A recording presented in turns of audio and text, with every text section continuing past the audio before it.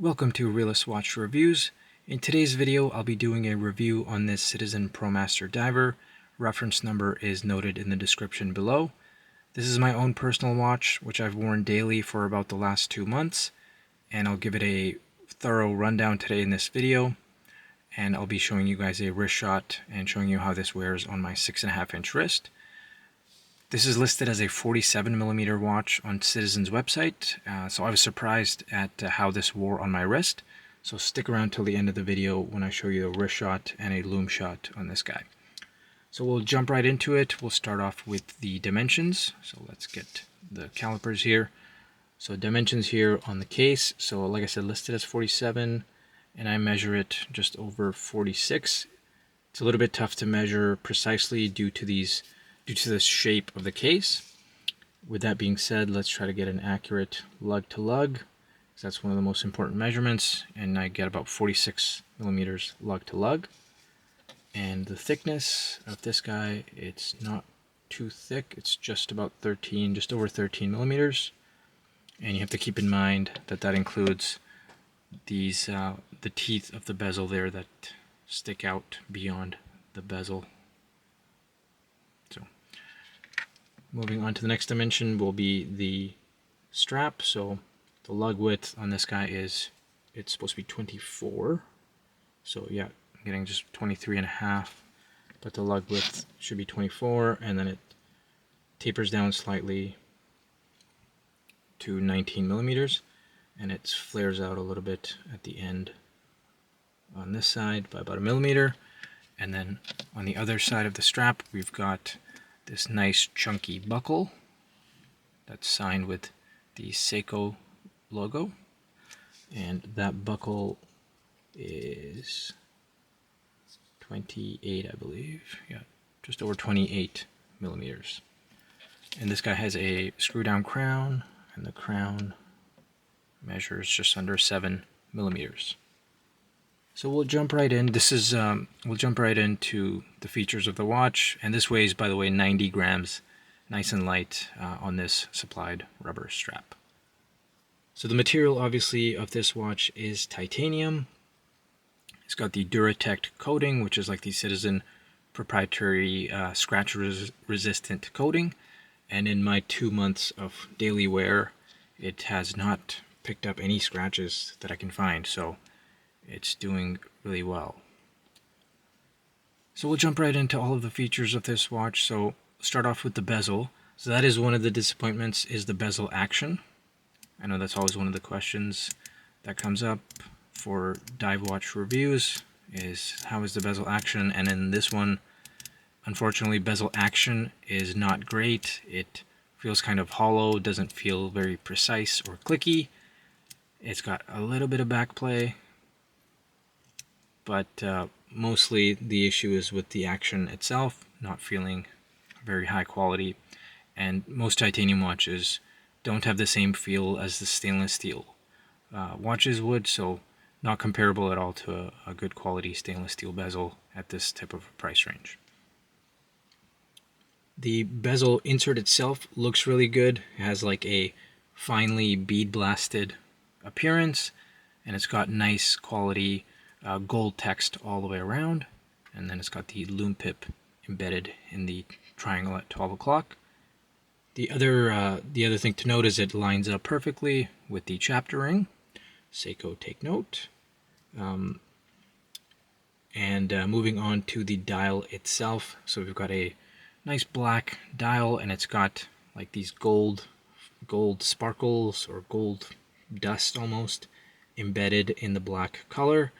It's not very distracting. It's not really visible unless you're looking at it under direct lighting. Looks interesting, a little bit unique, but like I said, it's not an in-your-face type of a gold. It's very lightly applied throughout the dial.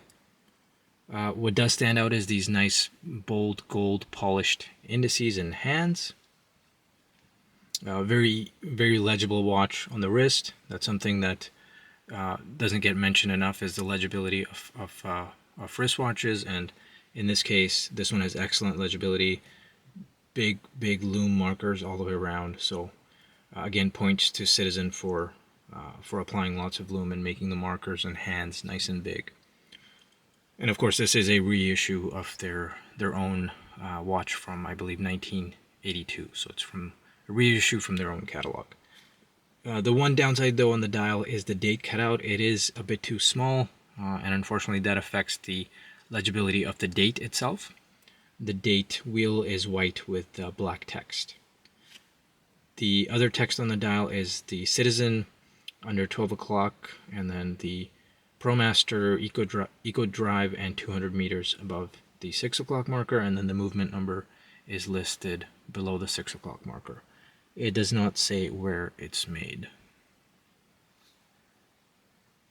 The dial, what else can I say about the dial? It's got the chapter ring on the outside, and the chapter ring is a slightly different shade of black. It's more of a matte black finish with the same gold printing on the chapter ring.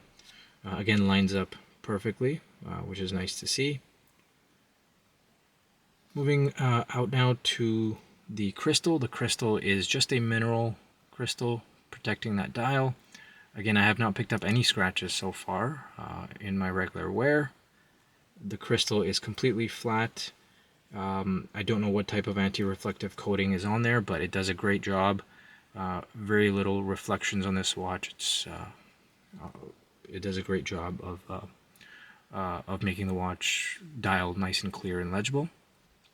And here you can see it sits below the bezel insert and the bezel itself. So the first thing to make contact, if you're worried about scratching the watch, is going to be the teeth on this bezel. And taking a look around the case is all bead blast finished, consistently all the way around, and it's got these 4 kind of shrouds that protect the bezel. And on this side we get to the really nicely done crown. It's got a nice deep ProMaster logo, and it's got this really nice looking and nice quality feeling knurled pattern on the crown. Makes it really easy to grip. And as I unscrew the crown, which gives it its 200 meters of water resistance, and I pull it out, of course this is a quartz movement, so we won't get into crown winding action, but it's got a nice big sleeve there like an o-ring, again to give you that 200 meters water resistance, and screws back in just perfectly. Feels very nice and high quality. And as we move towards the case back itself, nothing too interesting going on there. You can see some nice big notches there cut out for access to the spring bar, and it's got a nice and simple case back with some text on it that you can pause the video and read it if you are interested. So overall, on the wrist, I'll show you a wrist shot pretty quickly here. It wears really nicely. It's got that 47 millimeter lug to lug, so it sits on the wrist nicely, and with this weight on this really comfortable case, it's just very comfortable to wear for long periods of time. The other really good aspect of this watch is this strap. I was really impressed by this strap.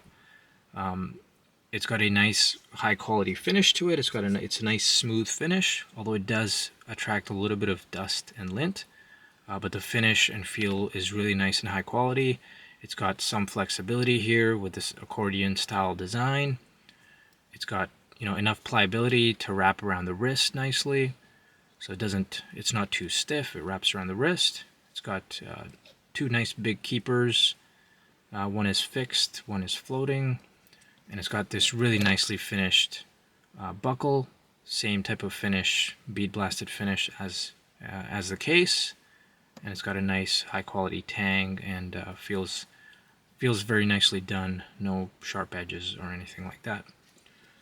And then here you can see the other side of the strap. Now the one thing to note with the strap is it flares out on the end, so when you're trying to get it through the buckle, at first it's a bit of a squeeze. You're gonna have to wiggle it or angle it to get it going, and once you get it going, it's nice and easy to size on your wrist. But it's just that initial flared section to get it through the buckle is a bit of a squeeze, so I don't know if that's an oversight or if that's supposed to be a feature, but just keep that in mind if you're thinking about purchasing this watch. Not much negative to say, honestly, besides that one little quirk with the strap and the feel of the bezel. Just go do the bezel action one more time. The bezel action is not that great. It feels a little bit hollow. Doesn't feel as clicky and precise as a good quality stainless steel bezel would feel. It's got a little bit of backplay, but it just doesn't feel very tactile and clicky. This seems to be an issue with a lot of titanium divers. But the bezel insert is nice with that nicely, finely bead blasted finish on there. So, and visually, I kind of like the design there with these big chunky teeth on there. It's super easy to grip, but the bezel action, not the greatest. So that's about the only downside I can think of with this watch, honestly, is the bezel action. Overall case, it looks pretty cool. It's got like a G-Shock type of a feel when you're wearing this on your wrist. Super easy to read the time. Lots of lume, and we'll give it a lume shot here at the end, and we'll do a wrist shot also. So this is on my 6.5-inch wrist, 90 grams, and wears really nicely with that 47mm lug to lug. It sits nicely on the wrist. That strap is not too stiff, so it wraps around really nicely. So here is how it looks, and it's not too tall, not too thick of a watch, so no issues of it feeling top heavy like some stainless steel watches could feel with this type of a size. So really happy with how this thing wears. I was surprised on paper it didn't seem like it would wear so well. So again, my 6.5-inch wrists for reference. And we'll give you guys a lume shot to finish it off. If you found this review helpful, please do like and subscribe to my channel so I can bring you more content and you get notifications. And let me just get the studio lights for your lume shot. So it's got Citizen's proprietary lume with that nice green finish. And we'll leave it at that. Thanks for watching, guys.